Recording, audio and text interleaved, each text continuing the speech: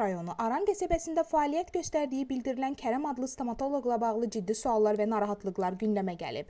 Yerli sakinlər arasında yayılan məlumatlara əsasən bu şəxsin tibbi fəaliyyət göstərmək üçün zəruri olan diplomunun, sertifikatlarının və lisenziyasının olub-olmaması qeyri-müəyyən olaraq qalır. İddialar yalnız sənədləşmə ilə məhdudlaşmır. Bildirilir ki, Kərəm həkimin ümumi peşə davranışı və təqdimatı da həkim etikasına uyğun təsir bağışlamır.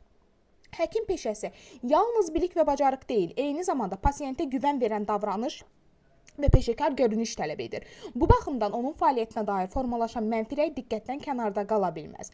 Ən ciddi məqam isə odur ki, əgər doğrudan da bu şəxs müvafiq tibbi təhsil və rəsmi icazə olmadan fəaliyyət göstərirsə, bu birbaşa insanların sağlamlığı üçün ciddi risk deməkdir. Stomatoloji müdaxilələr yüksək dəqiqlik və steril şəraitə tələb edir və bu sahədə qeyri-peşəkar yanaşma ağır fəsadlara yol aça bilər. Bu səbəbdən də məsələ ilə bağlı üzümüzü tuturuq bütün aidiyyatı qurumlara və güc strukturlarına. Qurumların operativ şəkildə araşdırma aparması zəruridir.